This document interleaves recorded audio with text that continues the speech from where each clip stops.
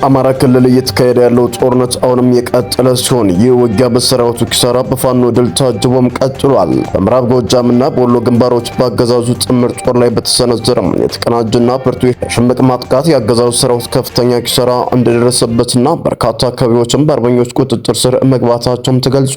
በጎጃም በዋበረና በጮቄ አቅጣጫ የአገዛዙ ጦር ከባድ ኪሳራም ገጥሞታል። በደቡብ ወሎ ዳውንት ወረዳ በአገዛዙ ጥምር ጦር ላይ በተካሄደ ብርቱ የደፈጣ ማጥቃት በጠላት ኃይል ላይ ከፍተኛ ድብደባም ተፈጽሟል። ቀዳሚው የግንባር መረጃዎቻችን ናቸው፣ ትሰሙታላችሁ። በሌላኛው መረጃችን አሜሪካ ፊቷን ከተቃዋሚዎቹ ጋር ቀረቤታም አድርጋለች ተባለም። ሱዳን ከአሜሪካ የተጣለባትን የኬሚካል ጦር መሳሪያ ማዕቀብ ህገወጥ ነው ስትል እርቅ አደረገች። ቀጣናዊ መረጃችን ነው። ኢራን አሜሪካን አስጠነቀቀች። ካሪንግ ደሴትን የመቆጣጠር እቅድ ከባድ መዘዝ ያስከትላል ተባለም። የጥቁር ባህር ውጥረትና የዩናይትድ ኪንግደም አዲሱ የፖለቲካ ምዕራፍ ስጋቶችን መደቀናቸው ተሰምቷል። የባህር ማዶ መረጃችን ናቸው፣ ትሰሙታላችሁ። እስከ ፍጻሜው ድረስ አብራችሁ ቆዩ። እነኝና መሰል መረጃዎችን በዝርዝር ወደ እናንተም የምናደርሳችሁ ነው የሚሆነው። በቅድሚያ ግን ለቻናላችን አዲስ ከሆናችሁ ላይክ፣ ሼር እንዲሁም ሰብስክራይብ በማድረግ ቤተሰብ ይሁንኛል። ወዳገኘናቸው መረጃዎች አመራን። አብራችሁን ቆዩም። በቅድሚያም በአማራ ክልል ውጊያ ውስጥ ተጠናክረው የቀጠሉ ሲሆን የፋኖ አርበኞች ሰፊ ማጥቃት ሲፈጽሙ የተመተው የአገዛዙ ሰራዊት በከባድ ቋፍ ውስጥ መሆኑ ተሰምቷል። በዋበርና ጮቄ አቅጣጫ የአገዛዙ ጦር ከባድ ኪሳራ ሲገጥመው የ65ኛ ክፍለ ጦር ፋኖች ጠላትን የሜካናይዝድ እንቅስቃሴ ሙሉ በሙሉ ማክሸፋቸው ተሰምቷል። በምዕራብ ጎጃምና በወሎ ግንባሮች በአገዛዙ ጥምር ጦር ላይ በተሰነዘረ የተቀናጀና ብርቱ የሽምቅ ማጥቃት የአገዛዙ ሰራዊት ክፉኛ ኪሳራ እንደደረሰበትና በርካታ አካባቢዎችም በአርበኞች ቁጥጥር ስር መግባታቸውም ተገልጿል። በምዕራብ ጎጃም 7ኛ ክፍለ ጦር በከባ ውስጥ እንደሚገኝም ተሰምቷል። በወር ኮንትሮባንድ ነጋዴዎች ጀነራሎች እየተመራ ቀጠናውን ለመቆጣጠር የገባው የአገዛዙ ኃይል በአርበኞቹ የጠበቀ ከባ ውስጥ በመግባቱ መውጫ መንገድ አጥቶ ኪሳራም እያስተናገደ ቀጥሏል። የ102ኛ ኮር 33ኛ ክፍለ ጦር የቋሪትና የጎንጃ አርበኞች ከአበራዳሙ ኮማንዶ ሻለቃ ጋር በመቀናጀት በገርገራና በብራዳማ በኩል ወደ ዋሸራ የገባው 79ኛ ክፍለ ጦር ከቀኑ 10 ሰዓት ጀምሮ በፊት ለፊት ከባድ የጨበጣ ውጊያ ኪሳራን አድርሰውበታል። የፋኖ ኃይል ከተለያዩ አቅጣጫ በመሰባሰብ ከጀርባ በመቁረጥ ከቆየ እስከ አዲስ ባለው ረጅም ግንባር ሰፊ ማጥቃት ተከፍቶበታል። በዚህም ምክንያት ጠላት ሰራዊቱን ለማትረፍ አካባቢውን ጥሎ ለመውጣት ሙከራ አድርጎ እንዳልተሳካለት ገልጿል። ደጋዳሞት ወረዳ የብልጽግና አመራሮች ከደንበጫ ታጅበው ለመግባት አቅደው የነበረ ቢሆንም የመከላከያ ሰራዊቱ እኛም ልንወጣ እያሰብን ስለሆነ ተለዋጭ መመሪያ እስኪወጣ ባላችሁበት ቆዩ የሚል መልእክት እንዳስተላለፈላቸውም ተሰምቷል። በዋበርና ጮቄ አቅጣጫ የአገዛዙ ጦር ከባድ ኪሳራ ገጠመው። የ65ኛ 54ኛ ክፍለ ጦር ፋኖች ጠላትን የሜካናይዝድ እንቅስቃሴ ማክሸፋቸው ተሰምቷል። በጎጃም አውበር ከተማና አካባቢው የተካሄደ ከባድ ውጊያን ተከትሎ የአገዛዙ ሰራዊት ያቀደውን ጥቃት ሙሉ በሙሉ ማክሸፉንና ከፍተኛ ኪሳራ እንደደረሰበት ከስፍራው የተገኘ መረጃም አመላክቷል። በአፋብኃይል ቴዎድሮስ ስር የሚገኙት የ201ኛ ኮር 64ኛ ክፍለ ጦርና 54ኛ ክፍለ ጦር ባደረጉት የተቀናጀ ተጋድሎም አረፋ ወንዝ እስከ አድባር ኢልማና ፈረስ ቤት መገንጠያ ባሉ ቁልፍ ስትራቴጂ ቦታዎች ላይ ከፍተኛ ፍልሚያ ተካሂዷል።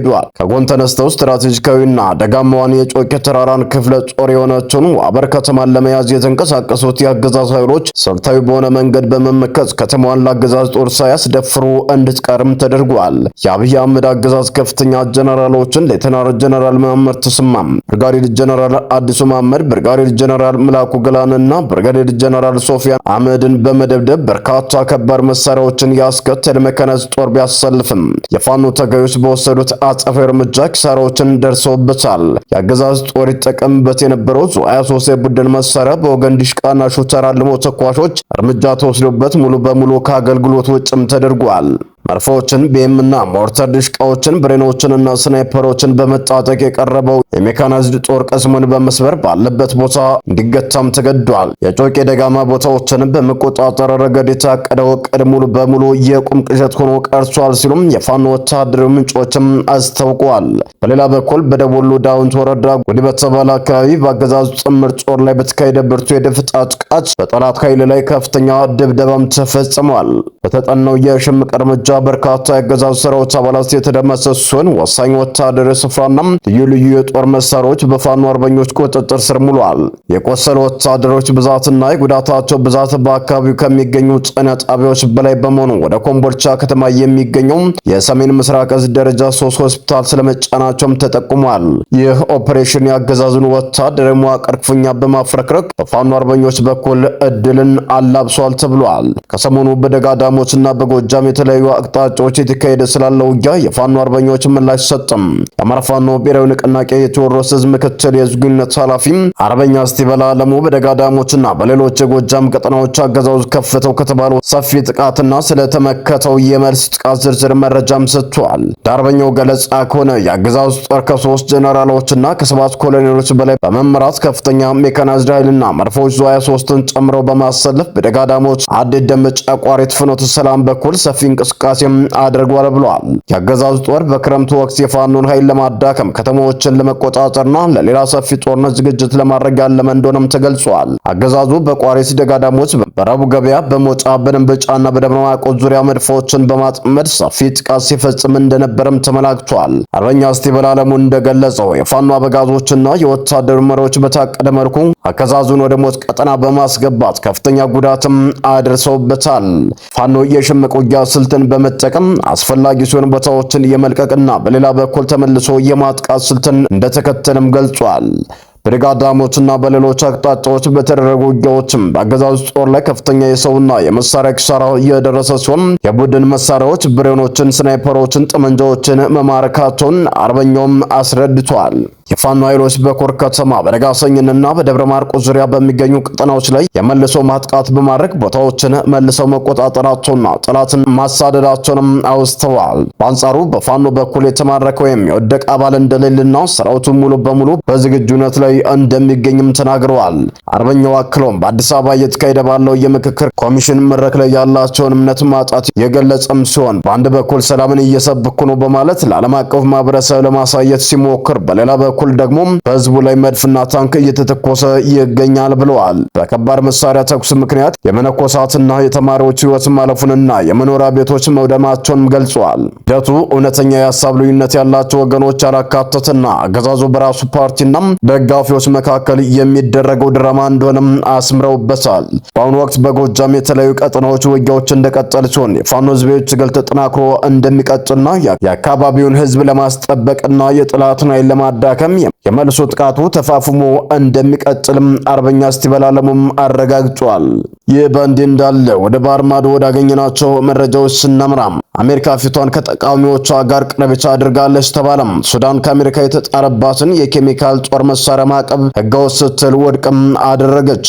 የሱዳን መንግስት የሀገሪቱን የጦር ኃይል ፈጣን ድጋፍ ኃይሎች RSF ከተባለ ታጣቂው ቡድን ጋር በሚያደርገው ውጊያ የኬሚካል ጦር መሳሪያ ተጠቅመዋል በሚል በአሜሪካ የተጣለባትን ማዕቀብ ህገወጥና የአንድ ወገን ውሳኔ ስትል በጽኑም ተቃውሟል። የአሜሪካ አስተዳደር በሱዳን ላይ የጣለውን ተጨማሪ ማዕቀብ ከትናንትና ሐምሌ 13 ቀን 2018 ዓ.ም ጀምሮ ተፈጻሚ እንደሚሆን ባለፈው ጁን 17 ይፋ ማድረጉ ይታወሳል። የአሜሪካ የውጭ ጉዳይ ሚኒስቴር በዚህ ቀደም እንዳስታወቀው የሱዳን መንግስት በ3 ወራት የጊዜ ገደብ ውስጥ በኬሚካልና ባዮሎጂካል መሳሪያዎች ቁጥጥርና ማጥፋት ህግ ስር የተቀመጡት መስፈርቶች አላሟላም በሚል ነው። ይህንን ተከትሎ የተጣሉት እርምጃዎች የኢኮኖሚ፣ የፋይናንስና የንግድ ማዕቀብ አሜሪካ ለሱዳን የሚሰጡ ማንኛውም ዓለም አቀፍ ብድሮችና የፋይናንስና የቴክኒክ ድጋፎች እንድትቃወም የሚያስገድድም ነው።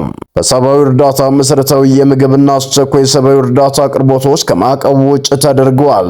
የሱዳን ውጭ ጉዳይ ሚኒስቴር ባወጣው ይፋዊ መግለጫ የተጣለበትን ገደብ ሙሉ በሙሉ እንደሚቃወም ገልጿል። ሚኒስተሩ አሜሪካ በጉዳዩ ላይ ያላትን የተባለውን ማስረጃ ማቅረብ የተዘረጉ ዓለም አቀፍ ህጋዊ ማዕቀቦች እንድትከተልና የሁለትዮሽ ግዴታዋን እንድትወጣም ጠይቋል። አሜሪካ በሱዳን የጦር ኃይሎች ላይ ባልተረጋገጠና ምንጫቸው ባልታወቁ የሚዲያ ዘገባዎች ላይ በመመስረት ህገወጥ እርምጃዎችን በመውሰድ ልዩ ዓለም አቀፍ አሰራሮችና ዓለም አቀፋዊ ህግጋትን አልፋለች ብለዋል። የሱዳን ውጭ ጉዳይ ሚኒስቴር የሱዳን መንግስት የኬሚካል ጦር መሳሪያ ተጠቅመዋል የሚል ክስ በድጋሚ አስተባብሎ ክሱም መሰረት የሌለው መሆኑን አስታውቋል። ሱዳን የኬሚካል ጦር መሳሪያዎችን የማገድ ስምምነት አባል መሆኗንና አሁንም ቢሆን በኬሚካል ጦር መሳሪያዎች እገዳ ድርጅት የሥራ አስፈጻሚ ምክር ቤት አባልነትን ጠብቃ በመንቀሳቀስ ላይ እንደምትገኝም አብራርታለች።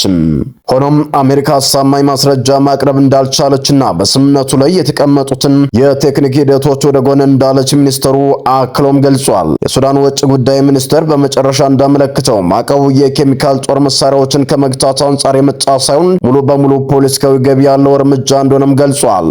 ይህ በእንዲህ እንዳለ ቴህራን አሜሪካን አስጠንቅቃለችም። የካርግ ደሴትን የመቆጣጠር ዕቅድ ከባድ መዘዝ ያስከትላል ተባለ። የጥቁር ባህር ውጥረትና የዩናይትድ ኪንግደም አዲስ የፖለቲካ ምዕራፍ ስጋቶችን መደቀናቸው ተሰምተዋል። በአሜሪካና በኢራን መካከል ያለው ቀጥተኛ ግጭትና ወታደራዊ ውጥረት በከፍተኛ ሁኔታ በጨመረበት በአሁኑ ወቅት ዋሽንግተን ወሳኝ የሆነችውን የኢራን የነዳጅና የጋዝ መተላለፊያ ማዕከል ካርግ ደሴትን ለመቆጣጠር ጭራሽ እንዳታስብ የማስጠንቀቂያ መልእክትም አስተላልፋለች። አሜሪካ የኢራንን ግዛት ለመያዝና ወረራ ለመፈጸም የምትሞክር ከሆነ አፋጣኝና ከባድ ምላሽ እንደሚጠብቃትም የኢራን የውጭ ጉዳይ ሚኒስተር ገልጿል።